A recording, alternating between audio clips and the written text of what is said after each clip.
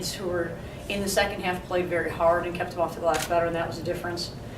Offensively, it was kind of a strange game. I really felt like, and maybe it'll be different when I watch film, I felt like we had great shots in the first half that just didn't fall. And we were taking care of the ball. And so it was strange that we didn't shoot it better. They're different. And then what was really interesting to me in the second half is then we started becoming a little more careless with the ball. We turned it over and then we were scoring better. So I'm not really sure what to make of that. And it'll be interesting to go back on film and see why that happened or what caused that. But we were very conscientious about getting the ball into Mel Doss's hands in the second half, and that certainly helped us.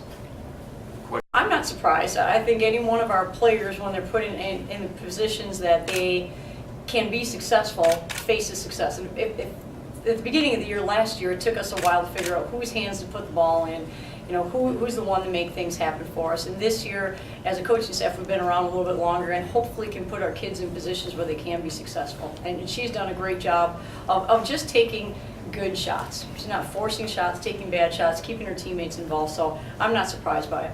Are you, Melanie? Well, I thought Sarah Kinch was a player that came in and played extremely well late in the game. And if you look at her stat sheet offensively, it doesn't look like she did a whole lot. But you know what? She made some big plays offensively. Set some good screens, spaced the floor, swung the ball, attacked the rim, kicked it out to Kelly Wigman, who had a wide open three, and that's very good basketball. And then we missed it, but Kayla, I think, got an offensive rebound. So, some things that happen, you're talking about getting kids involved, players involved. I really believe that as time goes on, our players will feel more comfortable and understand, understand when they should penetrate, when they should go screen, when we're trying to space the floor. And we're not at that point in time in the season yet. We're implementing a new offense that takes time, really. They had twice as many turnovers as you. Did that surprise you? They had 28-14. Well, I think it was one, we were able to turn them over. They were able to get offensive rebounds on us. So it kind of offset that way. I really thought that what was interesting for our players, what was good to see, is that during the course of the game, again, they made some adjustments without us telling them. We switched some ball screens, some we just got through because our point guards got through it, and our post kids made some decent very good reads in that. There was a time when I think Kelly and Mel ended up switching, and then later in the possession they were smart enough to switch back and get into positions where they needed to be. And so if that continues and we continue to get better and limit opportunities, it's going to help us. It's not from a lack of our kids wanting to be successful. This group is very hungry. They want to do well. If anything, we're trying to remind them of is that you are going to miss shots. Yeah. I think sometimes when you want to do well, you want to do so well that if you miss a shot, you miss a free throw, you miss a box out, well, move on. You know what? This is the next possession point of the game, and ultimately, our kids, I was very impressed with how they finished this game. I was impressed with how our kids finished the last game. Now, that's going to have to continue. Hopefully we can start games well and then finish them well and see where that's at. We face a very good team next on the road in Wilmington, and a great challenge for us, a very athletic team. So it'll be a good look at a different style of play.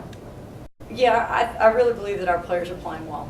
They are, to their credit, and they're playing hard. I think that's the biggest thing is early in the game, and we knew it was going to happen. The way we shot against Cincinnati was not overly likely to have us shoot that way again. We were hoping that we'd do that again, but it's not necessarily realistic that we are going to be that consistent of an offensive team yet. And I don't know that anybody is across the country. It's early in the season. Hopefully we can get to that point. But if you look at, I guess, at the end of the day, we shot the ball pretty well, finished out with shooting at 40%. We got to the free throw line. So ultimately we did play well enough offensively, but not necessarily where we want to be yet. So our defense is going to have to be very solid, and that's what we're really focusing on. How do we hold teams down? So when we do face games, when we can't seem to make a layup, we struggle to make those in the first half, and they were good shots, that we can still be in the game. And I thought we're in a position. We're down 2 at the half and still in a position until hopefully we start making some shots and can go on a run. I mean, as a player, before every game, you just want to have that mindset just to go in there and do your role and play the best that you can. And that's what I've been doing, and it's just a great outcome, I guess. I don't know. I guess the confidence, I guess you can say, it really boosts the confidence, and then you just can't be afraid. If you miss a shot, who cares? Coach tells us all the time, don't dwell in the past. If you miss a shot, just keep your head up and shoot the next one. You just got to keep moving forward, really.